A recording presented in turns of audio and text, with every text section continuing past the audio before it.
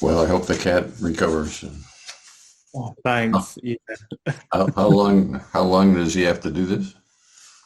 So because we've got two cats, a brother and sister, and they've both been neutered today, Uh, and I think it's like a 10-day recovery where they have it takes 10 days to have the cone, and I think we need to like give them meds and sort of keep an eye on them. Um, so yeah, they're not like the happiest cats at the moment. I guess not. Yeah. Well, I hope it all works out. Thank you. How are you, Russ? I'm doing pretty well. This is a holiday for us, actually. So it's Oh, nice. President's Day, we call it. But I think mostly it's just like any other holiday. It Okay. Nice. means there's no school. Okay. Lovely. So this is going to be your third crack at it, is it right? Yeah, third time, yeah. So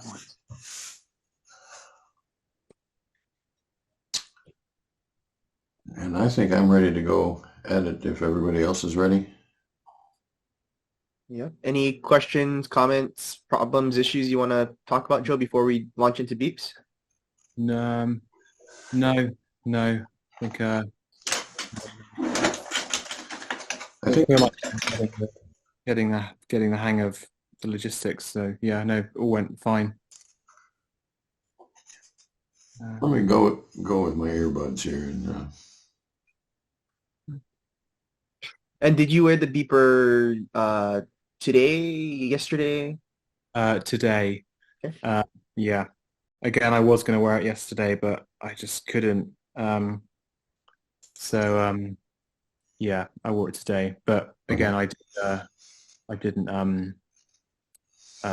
I did my work pretty early this morning, and I got everything I wanted to get done, so I could then have the rest of the day freed up for experiences that I could yeah, like normal experiences in relation to the beep that aren't me sitting in a coffee shop on writing my book.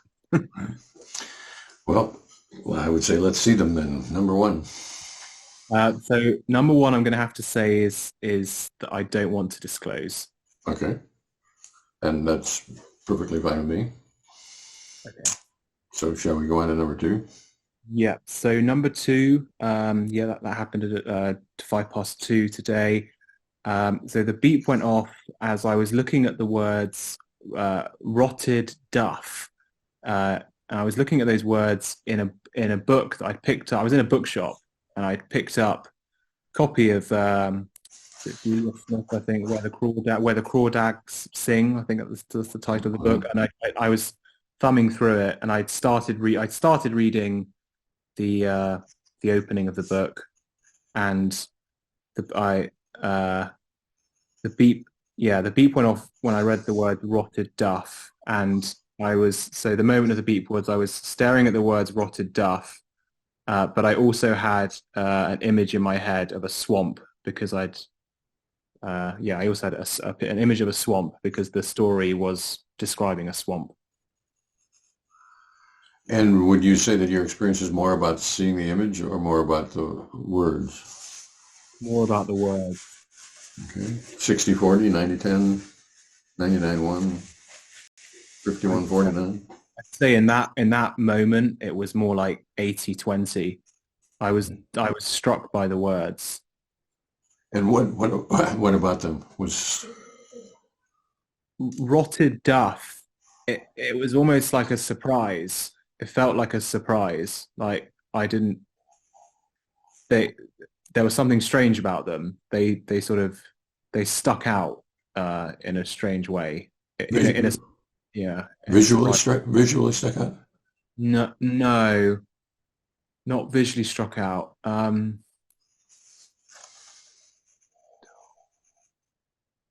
It's hard to describe. It wasn't visually. It was more like I was there was a sense of surprise and um, a little bit of confusion as well. I think I wasn't quite sure what the word duff meant, so there was a bit of confusion about the word duff. Um, but there was, Yeah. I don't know. It wasn't a visual thing. It was more of a cognitive thing. I was just kind of surprised and confused, and there was a strangeness to them that I can't quite explain or describe. So a semantic strangeness. Yeah, Uh, yeah, that would be a I, good way of. I don't understand strangeness. What does this mean? What's this about? Um, yeah, that's a really good question. So there was a kind of the strangeness was it was an unfamiliarity. It felt very the words felt very foreign to me. It felt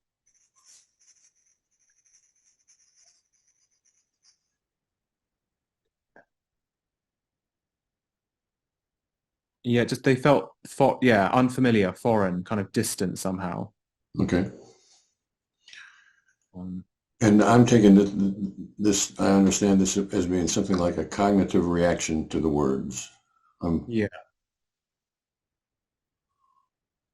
yeah, that it was definitely a cognitive thing. Sort of a what the heck, Yeah, yeah, um,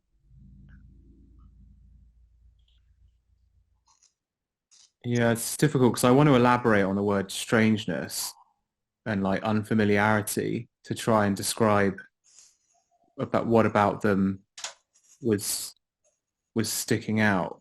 Um, well, it's almost it's not necessary that you understood at the time exactly what was strange, or that there might have been some kind of a cognitive sense of strangeness or unfamiliarity, and that's it. And that's mm, yeah, it might just have been that rotted duff. Yes, there was something sort of dreamy to it as well. There was something kind of appealing about the word rotted in a weird way. okay. And the other thing I would say about the method is that we try not to reconstruct the experience.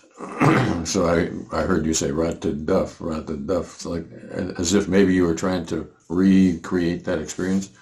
That's a recreated experience is different from the experience in the wild for a variety of reasons. And so we try to focus on what we can recall of the experience at the moment of the beep, and rather than to try to fill in the blanks by reconstructing. Okay. And the reason for that is that what was going on at the moment of the beep is not necessarily the same thing that would be going on when you try to reconstruct it some number Mm, of hours later. yeah.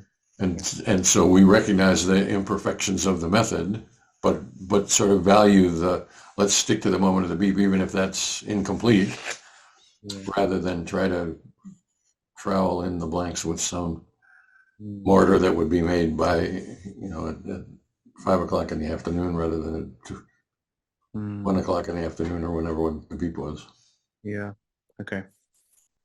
So then at the same time, I'm seeing a swamp in my imagination. Yes. What do you see? I see uh, an open plain of a swamp, and there's a bird as well, a large bird, and that's in the front. That's in that's the that appears closer to me than the rest of the swamp. And so does it seem to you that I'm seeing a bird in a swamp, or I'm seeing a swamp that happens to have a bird in it? There's a swamp that happened to have a bird in it. That where I was standing in relation to the swamp was almost right in front of me, and then the rest of the image stretched out into a kind of vista of a swamp. Okay. But my interest, for whatever reason, is in the swampiness of it rather than the birdiness of it. Is that correct? Uh, the interest. My visual. Yeah, yeah. Um, I feel like it was kind of 50-50, like Okay. the interest in the swamp and the bird. Okay. Yeah. And was this seeing in color, the swamp in color, the bird in color? It was, but it was a very, it wasn't, they weren't strong colors. They were faint colors. It was almost as if it was black and white, but it wasn't quite in black and white. It was almost as if I hadn't filled in the image with the colors or something. I don't know. It didn't, it wasn't in full color, but it also wasn't in black and white. Okay. If that Does that mean that all the colors seem sort of toned down, or there's patches of color and patches of black and white, and No, that everything was toned down. so I just haven't articulated the colors or haven't Yeah, elaborated the colors or something like that? yeah, yeah. Okay. And does this have a border on it, like some photograph image and like that, or does it just seem to go off into infinity like a sort of a regular scene? Sort of just went off. It didn't have a defined border. Yeah. Just went off. But it wasn't like I could just keep seeing on and on. It was, I think the edges of the swamp vista went off into the distance, sort of out of sight. So it it blurred on the edges. It didn't have it. It wasn't like a defined thing. Okay. And I think I'm good unless anybody else has questions. In terms of the swamp, Joe, how does that all go? Or are there anything to say about what you're seeing? Hmm. Yeah, it was quite flat and it was grassy, with lots of water. Um, um, those were the main features. Just a sort of open plain of grass and water. Got it. Okay. Then Yeah. I think I'm good on that. Number two. Um, okay, so Or beep 3, I guess, yeah. That's three. yeah. So beat three. So what was this? This was around 3 o'clock, and I was sitting in my living room in my flat at home, and I was on the phone to a travel agent, and I was talking about a trip to South Africa, and the beep went off the beep went off when the travel agent, I think his name was Scott, said, when would you like to go? And the beep went off on the word go. Well, it went off it went off it was the gap between, he said go, and then I paused and said go, and the beep went off at that moment as I was saying the word go and thinking about the word go. Yeah. And either one of those things more present? So the word go was the most present thing. It was more present, um, uh, me saying it than the travel agent saying it, because I'd repeated the word go at the moment of the beep, almost as a question. But yeah, it was as I, it was there was a feeling of unknown at the same time as I was saying the word go. Um, yeah. Um, yeah, I'm trying to think. I mean, Is the word go out loud? Are you saying that to the travel agent, or is that an inner thing? so I said it out loud, but I also saw the word in my head at the same time, and it was in big capital letters, uh, and it was quite. Again, it appeared in my head, uh, almost again. There was like a strange wooden background, which Yeah, now I think about it, it's strange because I think I've seen words before with wooden backgrounds. So I don't know. Yeah. It was for some reason it was in front of like a large dark plank of wood.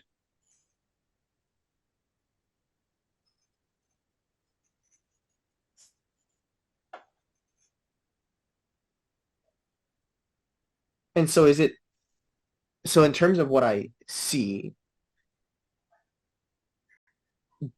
is the in terms of the letters, is it in a particular font or color or No, it was in black, big with like a big capital G, quite a big O as well, but that wasn't capitalized. Um, yeah, it was just like it was in black. It wasn't in it was very big, and I just there was yeah, it's strange. Uh, yeah, that's all I can describe about the font. Yeah, it was big. The G was capitalized, and it was in black. So and what about the wooden plank or the wooden background? the wooden background that was like very dark brown um, wood, and that was behind it. Um, but the whole image itself together, the word go and the dark plank of wood, was also in kind of a dark setting.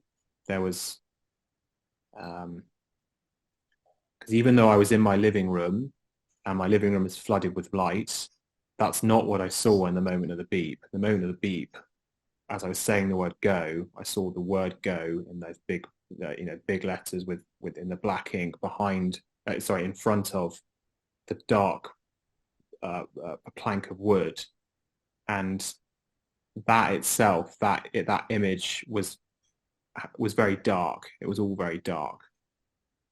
Um, yeah, I don't know why. And do the letters seem like they're on the plank or in front of the plank? In front of it, they were definitely in front of it. They weren't attached to it.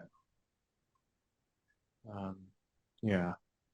And do you see the plank, enough of a plank to see grain in the wood or anything like that? Or is it just a, No, I can see. Yeah, I can see that it's wood. I can see the grain and the lines of the wood. Like not that clearly. It's not that well defined, but it's well enough defined. It's well defined enough for me to see that that's a plank of dark wood. okay. Huh? And you had said earlier, Joe, that like where you were situated in the moment is in a bright room, but this is sort of a dark thing. Mm. Is this all inner, like in my mind's eye, in my imagination, or does it feel as if I'm sort of seeing this somehow external or something like that?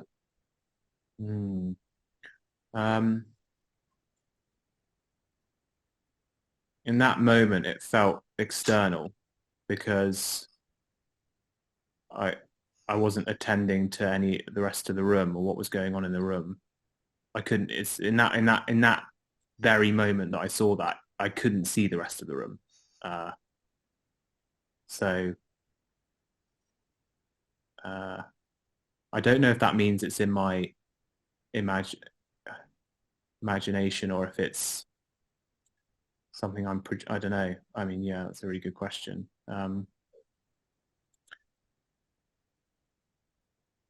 Yeah, it was almost like it was almost like the image itself basically blocked out what was actually in front of me. Um, yeah, which is yeah, So let me see whether I understand the question. So does it appear to you that this plank is out there in the real world? Like I'm looking at a real plank that's over there on my wall or something like that? Or does it seem like I am just I'm seeing the plank and I'm not seeing the rest of the world? And why that's happening, I don't need to explain. yeah. So It was like I was seeing it out in the world. Um, As a real object out in the world, or as a, I'm just, yeah, as a real object out in the world with the word "go" in front of it. Wasn't that far away from me, and it was to the right, like in front of me and to the right, and it looked as if it was out in the real world, but I couldn't see anything else at the time. But again, it was a very momentary thing. Um, but it definitely looked as if it was out in the real world. Um, so we need to push on this a little bit because because I want to know, I guess. So by out in the real world, there are a couple of different ways that I could understand that. One is that at the moment of the beep, I can't tell the difference as to whether this is an imaginary plank or a real plank. Looks to me like it's a real plank, and I could reach out there and grab it.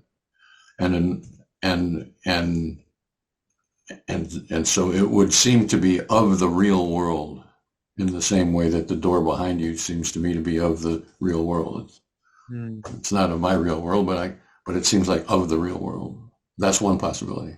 And then the other possibility is that I see it clearly, and this plank is understood to be out there in the real world, but it's not something that I would grab. It's something that I'm just seeing.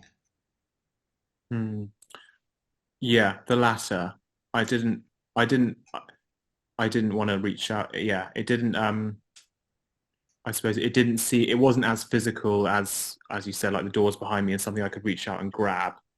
But it was still there. But um, it was still there, but not in as strongly a physical way. If that makes sense.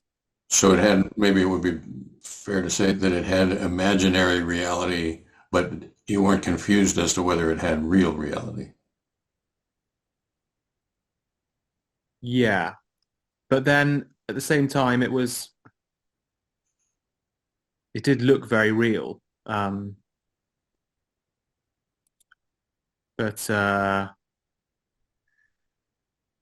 it looked very real, but I don't know. I mean, I don't know if it looked real enough for me to think, yeah, I'm just gonna grab it. Um,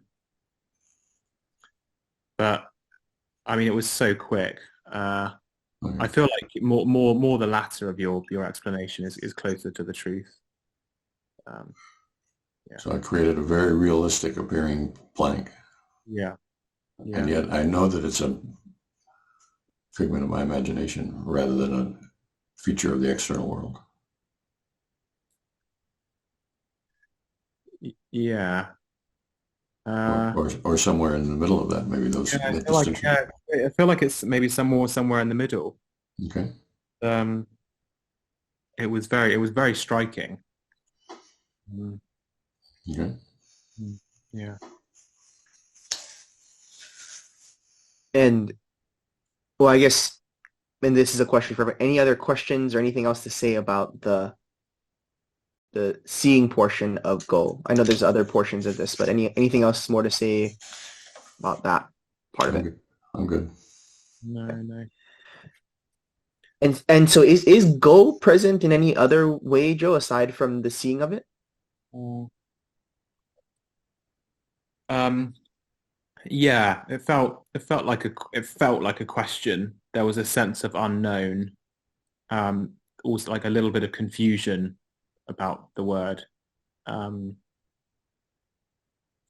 um, Almost like I was sort of going over the word, trying to understand it. Um, so there was that kind of sensation with it. Uh, but again, it's very that was more of a sort of uh, again a very sort of short-lived um, uh, like moment, like a very short-lived feeling within the moment, um, um, which I think then got dragged on out after the moment of the beep. Um, so just yeah, the feeling of unknown and confusion and unknown, and it was framed as a question in my mind. So first, by short-lived, I guess the first question, is this something that is directly in my experience at the moment? Is this something that the beep interrupts? catches in flight? Yes, but only it feels so it feels difficult to it was it was like it caught the beginning of that feeling, um and that sense of unknown and confusion and the question of it, um that there was a moment of unknown confusion, and the beat caught the beginning of that, which was more of just a visceral feeling than something that was cognitive and quite clear. um And by visceral, uh yeah, like it was like I felt something in my body at the moment. um yeah, I don't it's I mean I mean I almost want to say anxiety, because I didn't know because it was a question was being put to me that I didn't know, and I had to suddenly think about it. But uh that's probably me, not bracketing my presuppositions and explaining it. It was just there was a bodily sensation, uh, uh, uh, that accompanied the moment of confusion and unknown. yeah. And with like by bodily, like in my stomach, my whole body, my Like fingers. just like the chest and stomach. It's a similar feeling I get when I'm like nervous and like I don't really know. Yeah, it was I don't know. I don't know if it was the same feeling as being nervous, but it definitely felt similar to that.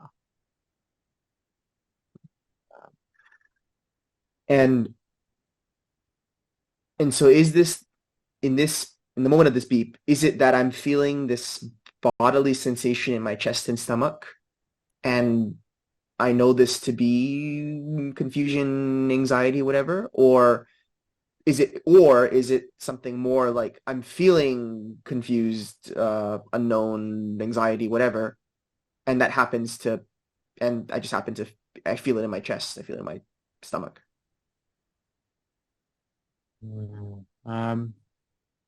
It kind of happened at the same time. It wasn't like I had the sort of it wasn't like I had the thoughts and then the feeling came, and the bodily feeling came. The bodily feeling was direct, was accompanying the feeling of like unknown and confusion about the word go. It was happening at the same time. If that makes sense. So maybe the first thing you said then, in that sense, in that case. I guess my question, what I'm trying to figure out is, I can imagine, is the center of my experience at the moment a bodily sensation sort of a deal, or a affective kind of a thing, or neither of those things, and those things can be one and the same? Yeah,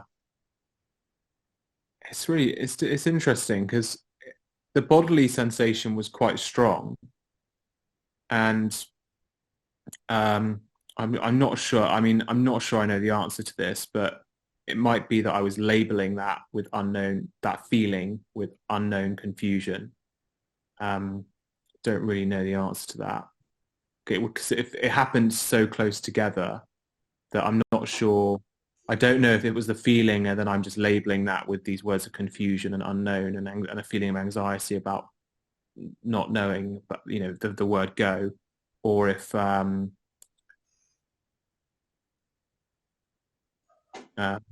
yeah, uh, if it's me labeling it or if it's me thinking that separately and then having the feeling. Um, yeah, I don't know actually. So let me take a crack at this. So does it seem to you that at the moment of the beep, I feel something in my chest and my stomach? And Yeah. then when I'm talking to you guys, I'm going to say, well, that's anxiety. Or does it seem like at the moment of the beep, there was some sense of unknown confusion about it? And when I tell you about the unknown and confusion, then I recognize that there's something in my body. And So so the question is, does this seem like, at the moment of the beep, did this seem like a bodily thing? And then later I have to label it. Or at the moment of the beep, did it seem like a confusion thing? And then when I talk to these guys, I have to describe it. so it definitely felt like the bodily thing was happening at the moment of the beep, but there was also there was a feeling of confusion and unknown. But I feel like it's possible it's possible that I am retrospectively um, like uh, sort of creating a cognitive creating a cognitive framework for something that might not actually represent the feeling, if that makes sense. Like it's more the feeling was the I don't quite know if that feeling does match those sentiments, or if those sentiments were like an invention of my mind to make sense of the feeling, if that makes sense. So what I think is that we're not going to answer the question about this beep. What we're going to do is have that this conversation is going to make the next sampling somewhat easier, maybe. But what I would say is that it is quite possible, and we've sampled with lots of people who would say, at the moment of the beep, I felt something in my chest, and this was like a sensation in my chest, and the whole experience was a sensation in my chest. Later on, I can say, well, that was probably anxiety, but at the moment of the beep, it was just a chesty sensation. Mm. And then we have sampled with other people who would say, well, at the moment of the beep, I was anxious, and then when we ask them about the details of how that anxiety presented themselves, they could say, well, I guess it was a feeling in my chest. Mm. Okay. And either one of those things is possible, and we don't have any theoretical preference for one or the other. And I guess I should also say that, and then in terms of the last thing that you were saying was that some people would say, well, then I felt a cognitive thing. Now I'm analyzing why I was anxious, and I was anxious because I was unknown and whatever. And it could be that that's present right at the moment of the beep, and it could be that that comes later. Mm. What we think is that it's possible to have a bodily feeling without anything else, Mm. and somebody else would say, well, that bodily feeling was anxiety, and it's possible to have an affective feeling of anxiety. I felt anxious, and with no thought about it and no bodily aspect about it. In fact, quite a few people who are anxious say that it's entirely a mental thing, doesn't have any bodily aspects to it at all. And then it's also quite possible for people to say, well, I was confused and this seemed like a cognitive thing. I didn't know the answer to a cognitive question that I was asking of myself. And you could say, well, that was sort of anxiety provoking or whatever, but I didn't feel anxious at the time. Any of those things is possible. And the question is what was happening at the moment of the beep. And we're probably not going to get there about this beep, but maybe sometime down the road, it'll be easier for you to say, well, at this particular moment, what I felt was a twinge in my stomach. Mm-hmm. Then later on, I discovered, could say, well, that twinge in my stomach, I recognize to be anxiety, but at the moment of the beep, it was just a stomachy thing. Mm. Or the other way around. I felt anxious, and then when I was writing down notes about this anxiety, I could say, well, and there was a feeling in my stomach. Mm. Okay. Yeah, that's really interesting because it's like, yeah, it's interesting because yeah, the feelings that you have sometimes they seem so closely connected to like thoughts that, because I was talking to someone at the same time and I was having thoughts in general at the time because I feel like because it was so closely in space and time, it was so close to lots of cognitive things going on that the feeling, as you said, it might just have existed in the moment just as a feeling without the cognitive stuff. Right. And it's also possible that there's no real answer to these things. These things fade into each other or whatever. And for some people, it's quite clearly distinct, and other people, it's not. Yeah. But we haven't. The conversation hasn't. Is the so you were going to South or South to Africa. Australia or someplace? So South Africa. To South Africa? Trying to book a trip to South Africa. And is that present to you at the moment of the beep? No, the only thing that was present at the moment of the beep was the word go with that plank in the background behind it, the plank of wood, and that bodily feeling, which, as I said, I think at the time was sort of unknown confusion, but it could have, I just don't know, it could have just been the feeling on its own. Mm-hmm. That could have come afterwards. But South Africa wasn't, no, that wasn't present. Okay, so I think I'm good. Me too. Number 4. Great. So number four was actually, it was only about 25 minutes later. I was still on the phone to the travel agent, and the beep went off as he said the words "in the bush," and I just heard him say the words "in the bush." Yeah, that was basically it. And is there anything more to be said about that? Like I was particularly focused on his tone, for example, or I was focused on the meaning of what he was saying, or I wasn't focused on the meaning of what he was saying. Does any of that make sense? Yeah, there was definitely some focus on the word bush.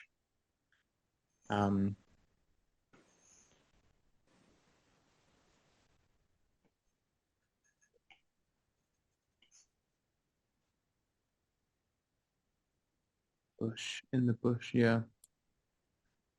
And then you said there's some focus on the word bush. Is there what do you mean by focus on? Like I was particularly into that word, or the meaning of bush, or It stood out more than the other words.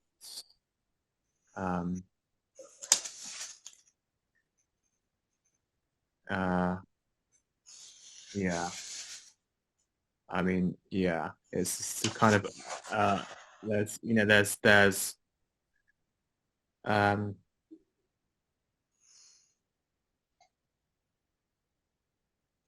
I think at the moment of the beat when he said the words in the bush, the word bush did stand out, but I didn't really have any thoughts about it. I just noticed it. Like later on, I could think that, oh, maybe it's because I was unfamiliar with the word bush, and hearing he had a very very very strong South African accent, but at the time there wasn't I wasn't thinking anything, but I just noticed the word bush from the words in the bush. I noticed the word bush more than the other words. and at the moment, does the word bush mean? Does the word bush, I guess, have semantic meaning in that I'm understanding that to be, I don't know, a shrub with leaves or something, or whatever that means? Or is it just I'm just hearing these words and there's no meaning attached to them?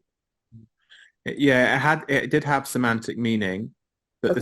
the semantic meaning was more it was more visual than like I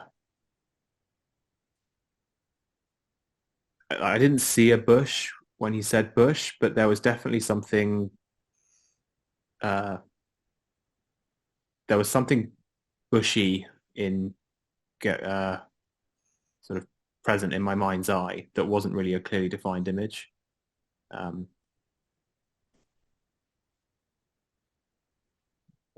Yeah. Um,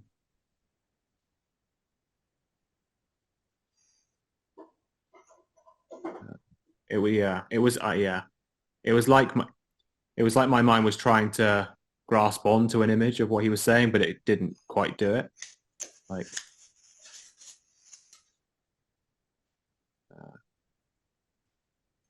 but yeah, I don't know if that's it's hard to tell with that one if that was how much of that came after the beep. The moment of the beep was just the words in the bush and me noticing the word bush, and the me noticing it was present. It was present in a way that I can't really describe. I want to say it might have been unsymbolized thinking because there was nothing there really for me to think about. There were no particular images, even though I just said that there was a sort of faint image of something bushy, but it was so faint. It was more just me noticing the word bush. But I don't. It stood out from the other words in a way that I can't really describe. Yeah. So can I back up a little bit? So is in the bush recognized as a unit, or is it that he's saying something? You know, do you want to see the cities, or do you want to take a trip in the bush? And it just happens that in the bush is where the beep happens to come, or does it seem like you focus in on that particular chunk, and then of that particular chunk, focusing on bush? So it was that particular chunk of his conversation that those were the words that I heard him say at the moment of the beep. And it was the word, like it was sort of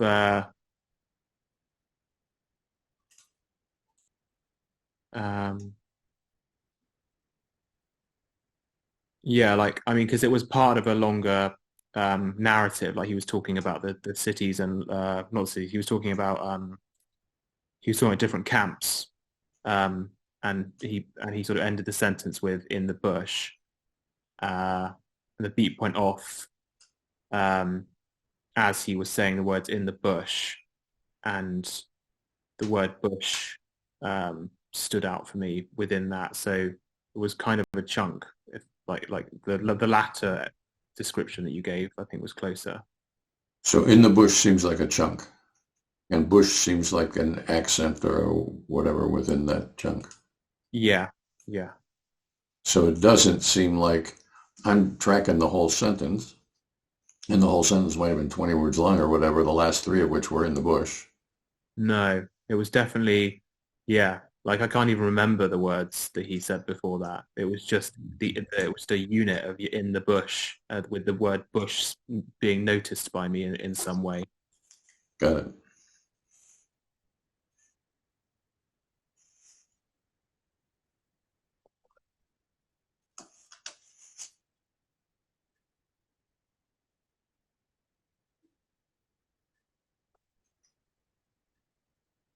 And is there anything else in your experience at the moment? No, no.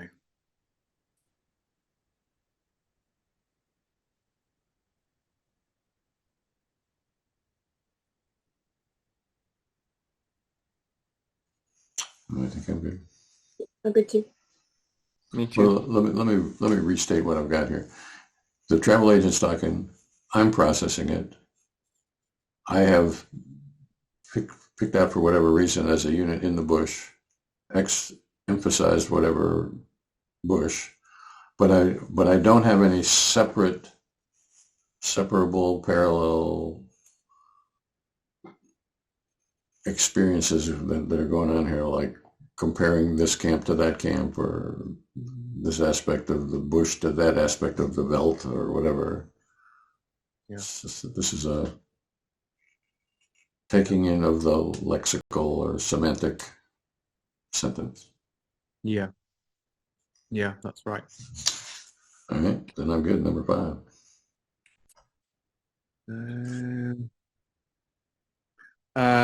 So this one happened. Again, it was about half an hour later. In my living room, and my partner Olivia is stood in the doorway. I'm stood in the middle of the living room, and we're basically getting ready to go out and pick up our cats that have just got neutered, and the she's stood in the beat point off as I'm looking at her. She's stood in the doorway in her coat, and she she she was talking about different travel agents, and she mentioned the word Kent, and there was something about the word Kent that's I don't know. There was I heard the word Kent as the beat went off. Yeah, I didn't really have any feelings or thoughts about it. I didn't particularly notice it, but I just noticed that was I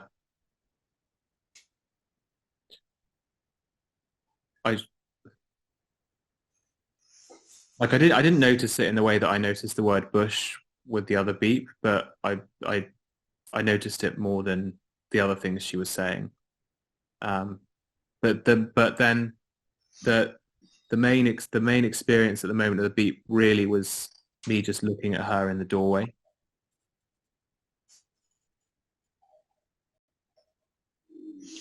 And any particular aspect of this looking? Yeah, so there was. I mean, I was slightly struck by she was wearing a blue coat, but she had like a hoodie on underneath, and she had a blue hood that was like slightly up over her head. And she was looking directly at me.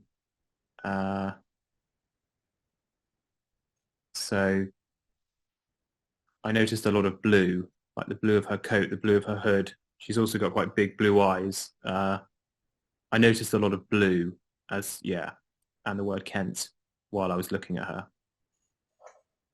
And so does that mean that of the visual display that's coming at me, which has form and shape and movement and whatever, I am more interested in the blue of it than the shape of it or the hoodiness of it or the coat of it? Or does that mean... The blue was, the color, the different shades of blue were more present to me than the shape of it. Mhm. But it was but it was still the experience was still of like the whole. It was, Olivia in the doorway, yeah. but the most prominent aspect is the blueness. Or is that too strong? I think that's too strong, strangely.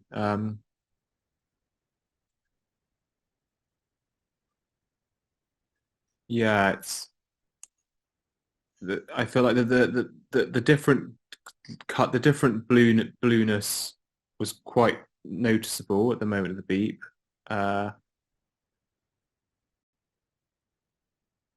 But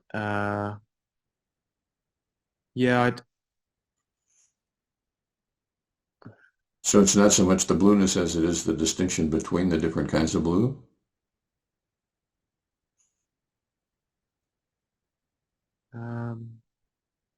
Shades of blue? yeah, it was more that it was like because I was seeing multiple shades of blue in different, like there was the blue of her coat, then there was the blue that's like a darker blue of her hoodie, and then there was the light blue of her eyes, and she was stood in the doorway and she was sort of staring at me like quite intently with her eyes very wide open. Uh, and so I sort of just like was looking directly at her, and I just noticed the shades of the blue, but also how she was stood in the doorway, and the word Kent that was part of a longer sentence that I didn't really notice the rest of it. Okay. So at the moment of the beep catches Kent. I understand that.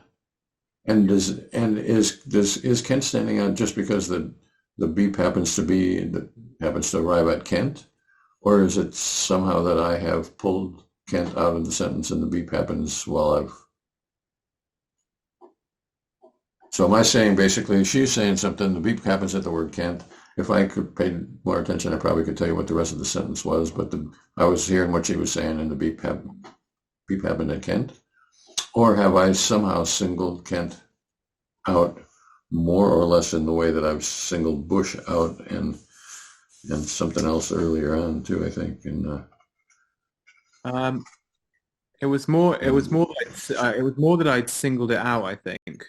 Um, it wasn't like. It wasn't like I was sort of hearing or noticing like a long sentence, and then suddenly like the beep goes. It suddenly goes beep. Kent. She was like she'd said like a few things before that, and she'd already said like she said the word Kent, and then something about that word stayed with me for a few seconds, in the way that Bush stood out, and the beep went off while that word was still with me, if that makes sense. okay. So it would seem in a sort of a looking down view that there was something about the word present at all of the beeps today. Rotted duff stuck out to me in some way. Go, I'm seeing written in front of me. In the bush, I'm looking at Bush. In the Kent seems to stand out. Is that? Yeah. Do those all seem similar to you, or does that seem surprising to you, or what? Yeah, that is surprising to me. That's really weird. I got some weird obsession with words. I don't know. Well, I don't know what that. Am I focusing too much on the words? I don't. Well, I don't know. I think that's possible. I think it's also possible that you, as a sort of a characteristic way, I can't remember what your previous speech were like, but maybe you do focus on words. That the words is the way you apprehend the world. But what I was really asking, does it all those things, words seem to stand out to you in some way? Does the standing out seem like it's sort of the same thing, or does it seem like this one stood out in a visual way, and that one stood out in an auditory way, and this one stood out in a semantic way, and this one stood out? Do they seem like different kinds of things? Or? Yeah, they do seem a bit different in the way they stand out. Yeah, because they don't like that like the word go in front of like in a sort of dark setting in front of a dark plank of wood. That's pretty unique. I feel like I think the only other time was with that word light, which was on a previous beep, which I'd have to look back through my notes, but I think that stood. I think that was in front of wood as well. But the word bush didn't appear in that way, and the word Kent. The word Kent I didn't even really see in the way that I saw the word go. So it's a bit different. I mean, I don't know. I mean, I want to say as well that, like, again, this is probably me just using presuppositions and explaining that it might. I mean, I'd spent the morning writing a lot. Maybe words were more on my mind than they otherwise would have been. But then I do tend to notice words or think. I do tend to think using words as well. Well, it could have been a methodological mistake for me to have noticed it aloud or mentioned it or whatever, because it didn't seem like you had noticed it yourself until I pointed out that this was words were an aspect of each one. That's word I hadn't noticed that. Is that right? Yeah, that's true. I hadn't until you mentioned that.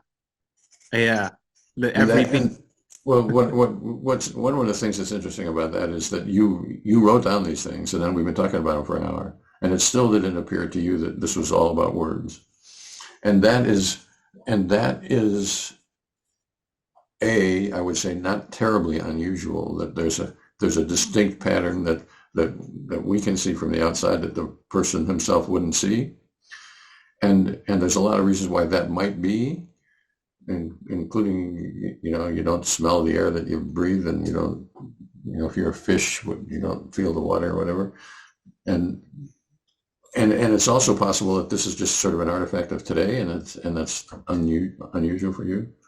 So what I would say is that we've noticed it, and now we should bracket the noticing of it. And going forward, so if we sample again, which I hope we do, if we sample again, we should neither be particularly interested in words nor to try to avoid words. If words appear, then we would like to, we've had some practice in talking about it. And if words don't appear, well, that's fine too. What that would mean would, on February 20th, I was into words, but that doesn't necessarily mean that I'm into words some other time. Okay. Yeah. So I'm trying, I mean, like, it's interesting because, I mean, it could be just a sort of phenomenon of kind of the way I think about things, or is it? Or I don't know. Is it me doing it wrong, or I don't know. So it could be. Well, I think time will tell about that. If I had to guess, I would guess it's a phenomenon of the way your experience is, and you take it sort of for granted, and other people do it that way, and other people don't do it that way. And yeah, I feel like, yeah. I mean, yeah, I again, this, I don't know if this is true, but a random guess would be that because I spend a lot of time writing and a lot of time reading, and I sort of, yeah, I do kind of, I do notice words and think using words. And I would say that we should bracket all these kinds of things, but I would notice that if there is causation, it could go the other way around. It could be because I'm interested in words, that's why I'm a writer, rather than I'm a writer and therefore I'm interested in words. Yeah. So, but either way, that's not our consideration, because I don't think those questions are answerable. At least they might be answerable, but they're not answerable until we understand the phenomenon. And I think we're quite a ways short of the phenomenon. So, for example, we're exploring a phenomenon that either Joe is very familiar with, but is overlooked for most of his adult life, Mhm. or we're into sort of an unusual kind of thing where we don't really know the answer to that. Mm. And but before we theorize about it, we ought to get the phenomenon nailed down. Yeah. Yeah, I find it really interesting that I hadn't actually noticed. That's really interesting to me. But yeah, I will bracket. Well, so don't be personally critical of you. There's no reason. There is every reason why you would not have noticed that. If it is a frequent characteristic of yours, that's almost by definition the kind of thing that you wouldn't notice. Mm. What it should say to you is that you should develop a skepticism for people's retrospective accounts of their own experience, because people very often don't notice things that are frequent characteristics of themselves, which is what makes this life interesting, actually. Makes this work interesting. Yeah. Yeah, and it's sort of, it's interesting about the sort of like, because sometimes I feel like it's hard to describe a certain sort of feeling or sense of something. But it was really interesting what you were saying in the last session about unsymbolized thinking. And I sort of like sometimes I feel like in my experience there's more of that going on than I'm aware of, but it's because it's unsymbolized, it's hard to pin down in any kind of way. Well, I think there's lots of processing going on. I think the human is a parallel processor and a really sort of messy parallel processor. And what ends up being in experience at the moment of the beep is one aspect of that. Maybe an important aspect, maybe not an important aspect, but it's one way that the mass of things that Joe is experiencing happens to bubble up in response to a beep. But there's all kinds of processing that's happening, and you haven't fallen off the chair during this interview, but you probably haven't thought about your chair. But you've been processing it. Yeah, I was wondering about like I was just thinking as you were saying that, I was thinking about people's experiences when they interact and like how those experiences affect the experience of the experiencer, if that makes sense. As opposed to because I mean there was the beep with my partner and the beep with me on the phone to the travel agent, but I do, you know, I spend a lot of my time on my own, and so sometimes I wonder, oh, is my experience if I'm on my own versus interacting with someone else, is that gonna, with the interaction with someone else, change the experience I would have had, or in any meaningful way, like their own is there kind of a clash of experiences that then is its own experience, or does that sort of, do you know what I mean? Like, does that affect the experiencer's experience? I'm still tying myself up in knots here. I think you are tying yourself up in knots, but it's a complicated thing. So your experience with your partner ended up being, to some degree, a comparison of blue aspects or something like that. And that is not particularly partnery. You could have been experiencing of shades of blue by yourself, but it is maybe particularly partnery because it's blue eyes, and maybe it's the blue eyes, her blue eyes, that attract you. And anyway, the colors weren't the total part of your experience. It was her in the doorway. And there are just lots of other kinds of stuff. And her eyes are up like that, and maybe that means, are you coming or whatever? And you haven't processed that explicitly, but you recognize that, and so you're hastening to finish up doing whatever it is that you're doing, but that doesn't necessarily make its way into your direct experience. Yeah. Do you think there are thoughts and experiences that that lots of people would have, but they're but because of their environment or because of other people around them, it like, I suppose what I'm trying to say is, like, do you think there are thoughts and experiences that are so unique to an individual, but that they would only be experienced if they were on their own, if they weren't being influenced by other people and other things around them? If that makes sense. I'm not sure I understand that question. I think there are aspects of your experience that are pretty uniquely Joey that I don't see very often. I've done this a couple of 100 or 1,000 times or whatever, and I don't recall seeing words in front of planks, and so far we've seen that twice with Joe, or maybe more than that. I don't remember, but at least twice. So what's the deal with that? Well, I don't know.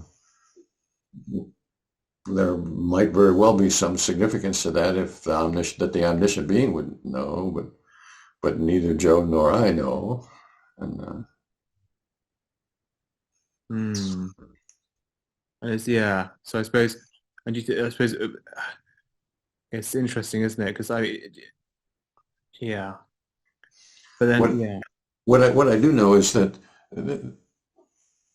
there's probably something, I think, let's put it this way, this is speculation. I think there's probably something interesting to be known about inner experience and where inner experience comes from. And by inner experience, I mean the kind of thing that we're talking about, what shows at the moment of the beat.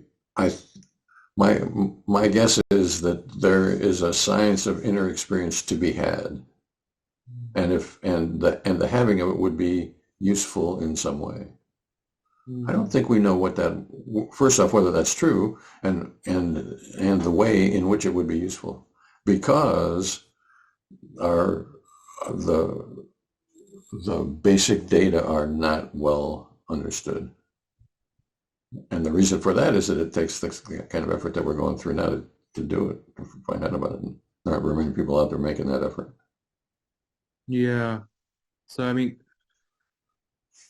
because I suppose when I think about the idea that everyone's experience is totally unique, which, I mean, it is, right? Everyone's experience is entirely unique. The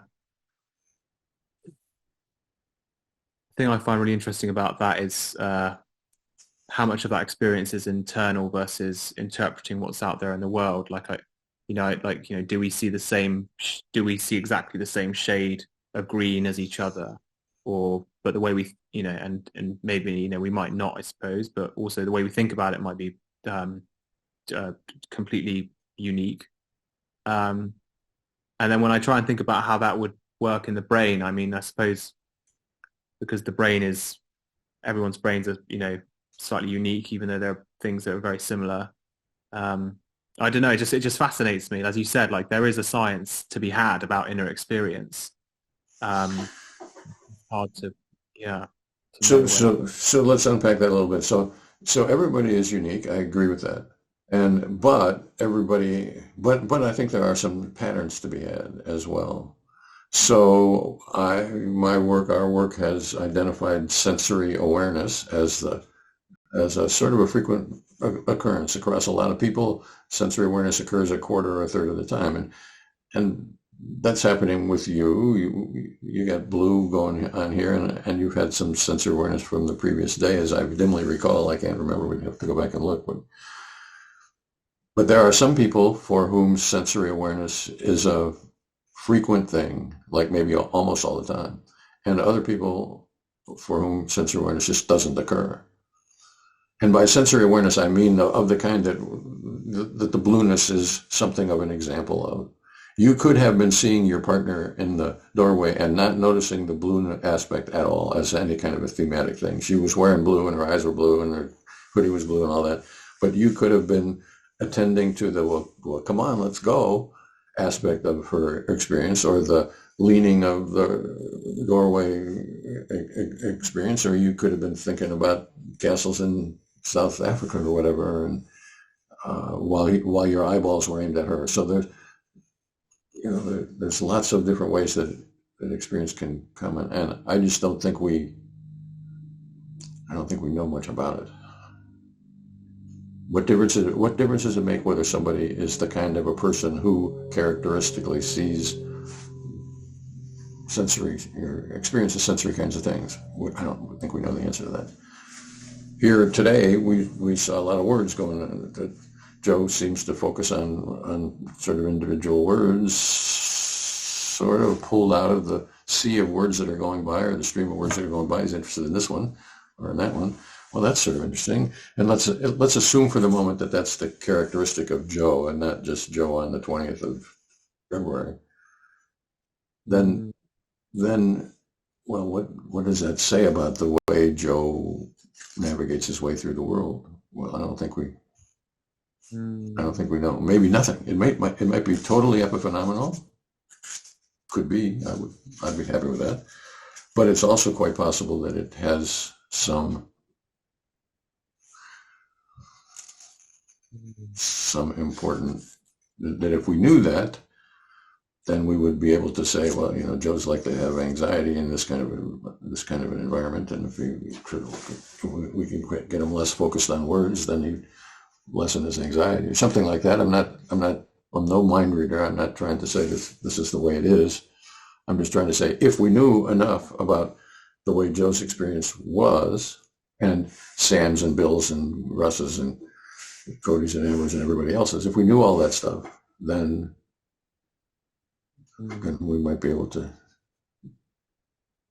say something useful. Yeah.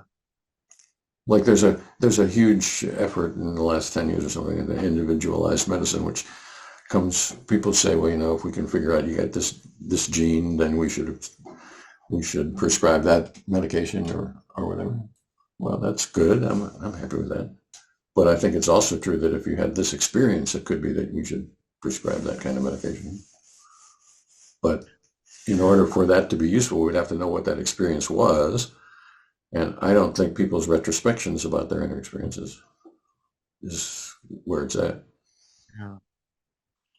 Because it's so interesting when I think about because obviously because the scientist in me wants to sort of think about sort of neurons and synapses, and if we knew, as you were talking about, just if we knew like where every gene was in every molecule, and if we knew the orientation of every synapse and every pathway, and we could sort of map that in someone's brain, would that be enough to describe their experiences? But I feel like the answer to that is categorically no. There's something on top of that that we haven't got to yet. It's, I mean, yeah, I don't, because I mean, yeah, I mean, would you agree with that? Because you were saying that there's a science of inner experience to be had, and I feel like I feel reluctant to believe or think that that will ever be reduced to neurons and synapses and genes and things firing. So what I would say in the world according to Hurlburt, neuroscientists speak about brain states as if they know what they were talking about. And I'm pretty sure they don't know what they were talking about. I'm actually pretty positive they don't know what they're talking about, because to talk about a brain state means to tell about however many billions of neurons there are and however many synapses there are in there, and what the neurochemistry was in each one of those synapses. And that's just not, it's not possible. For sure, it's not possible now. I doubt that it's ever possible. So I think anybody who's talking about brain states is deluding themselves. If they think they know what they're talking about, they're deluding themselves. So the question is, well, what do you do? And the answer is, well, maybe you could map some kind of an external version of brain states, which is what fMRI is and what EEG is. So they're taking some average over time and space and whatever. And that, which is good. I'm happy to engage in that. Or another way of doing it is to average over those things by what actually is happening in experience. And I think that might be as valuable or more valuable than mapping across, fMRI, whatever happens. Yeah, it takes the external world into account as well, which is so important. It takes our interaction with the world into account, which I feel like a lot of these very reductive neuroscience approaches just don't do. Right. And they're also, by their very nature, changing what they're setting out to investigate. Yeah. So your neuroscience apparatus, your neurophysiological apparatus, the Joe bag of bones and neurons, which is Joe, are taking into the stimuli of the external world and taking into the stimuli of the internal world and mashing them up in whatever way, and Hurlburt gives you a beeper, and that gets you a beep, which is something of a glimpse, average, whatever, of all of that stuff. And that comes out to be, well, at the moment of the beep, I was seeing a plank with the word go in black and in front of it. Well, why the heck would he be doing that? I don't know, but that's an interesting question. And it's sort of like an fMRI snapshot. It's not that Joe, I don't believe that it's Joe's soul has created a plank and a letters on top of it. This is not about Joe's soul. I don't know anything about that either.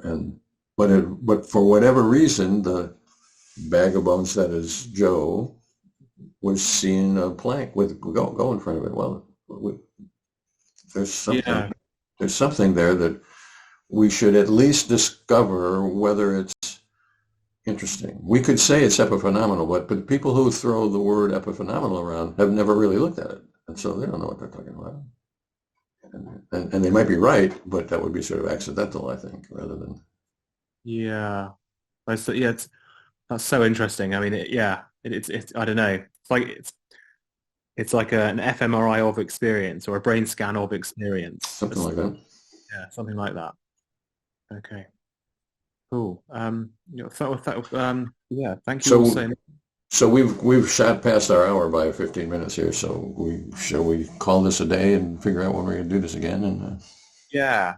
Yeah, I'm happy to do it again if you guys are happy to do it again. I'm in favor of it. Agreed.